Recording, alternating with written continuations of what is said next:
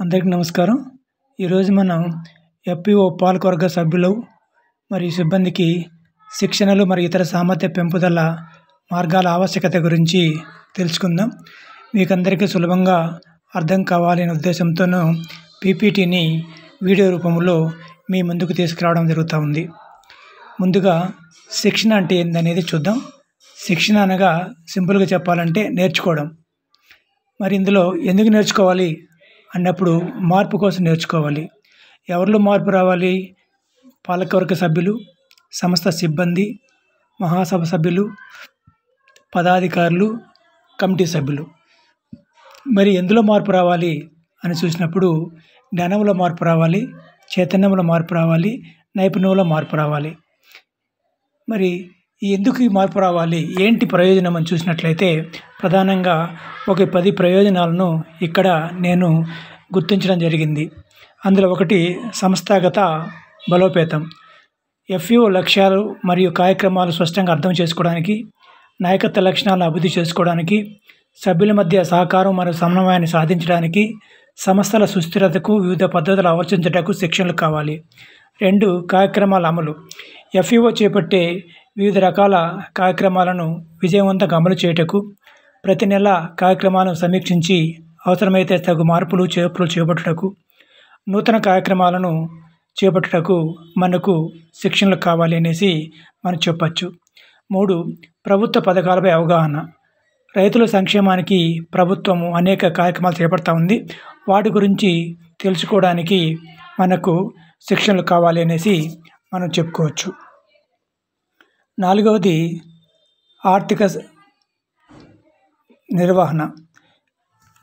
FPO యొక్క ఆర్థిక నిర్వహణలో ముఖ్యంగా మనం నిధుల సేకరణ, నిధుల వినియోగము, నిధుల రక్షణ, బ్యాంక్ ఖాతా నిర్వహణ, అదేవిధంగా ఎఫ్‌పిఓలను ఆర్థికంగా స్థిరంగా ఉంచడానికి కావాల్సిన తగు మార్పులు చేర్పులు చేపట్టుటకు మనకు శిక్షణలు అవసరం ఉంటుంది. 5 మార్కెటింగ్ మరియు వ్యాపార నైపుణ్యాలు.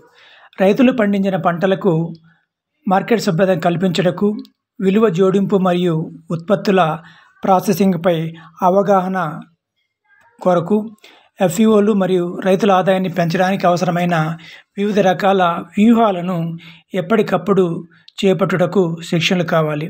అదేవిధంగా ఎఫ్‌పిఓ చేపట్టే వివిధ రకాల కార్యక్రమాలను పర్యవేక్షణ చేయుటకు మనకు శిక్షణ కావాలనేసి మనం చెప్పచ్చు.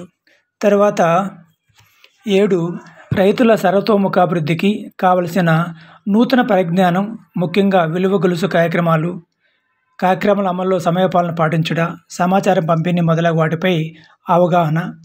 వాతావరణంలో అంటే ముఖ్యంగా ఎఫ్‌పిఓ వాతావరణంలో నిరంతరం సంభవించే మార్పులపై అవగాహన పొంది అవసరాన్ని బట్టి తగు మార్పులు చేపట్టుటకు శిక్షణలు అవసరం ఉంటుంది. కార్యక్రమాలను సమర్థవంతంగా అమలు చేయుటకు కావలసిన వివిధ రకాల నైపుణ్యాలను అభివృద్ధి చేసుకోవడానికి మనకు శిక్షణలు అవసరం ఉంటుంది.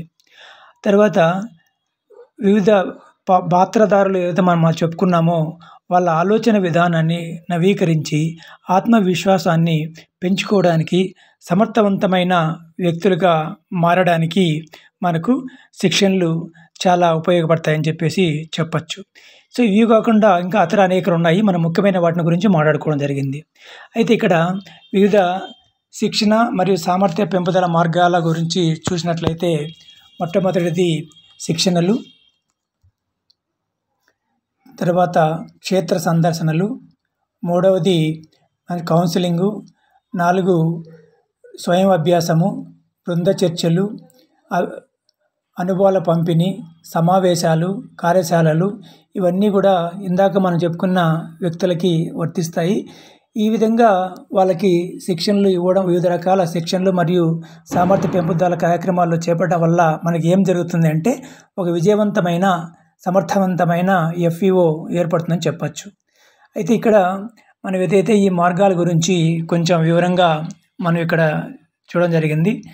మనకు సమయాభావము వలన వీటిని గురించి పూర్తిగా వివరించడం లేదు. ఒకసారి చదివితే మీకు అర్థమవుతాయని చెప్పే ఉద్దేశంతోనే మేము వివరంగా ఇక్కడ ఇవ్వడం జరిగింది. అందులో శిక్షణలు, క్షేత్ర సందర్శనలు, కౌన్సిలింగు, స్వయం అభ్యాసము, గ్రూపు చర్చలు, అనుభవాల పంపిణీ, సమావేశాలు, కార్యశాలలు. అయితే ఇక్కడ ఇందులో కీలక అంశాలు కొన్ని ఉన్నాయి. వాటి గురించి మనం తెలుసుకోవాలి. ఈ కీలక అంశాలు ఏంటంటే, శిక్షణకు వచ్చేవారు ఏ స్థాయిని చూస్తున్నారు అంటే అభ్యాసకుల స్థాయి, ప్రభుత్వ అధికారుల, తర్వాత ఇతర అధికారుల ఎవరు అనేది ఒకసారి చూసుకుంటాం. అదేవిధంగా అభ్యాసకుల రకం ఎవరు, వాళ్ళు కొత్త వాళ్ళ లేదా అనుభవం ఉన్న వాళ్ళ అనేది కూడా మనం చూసుకుంటాం.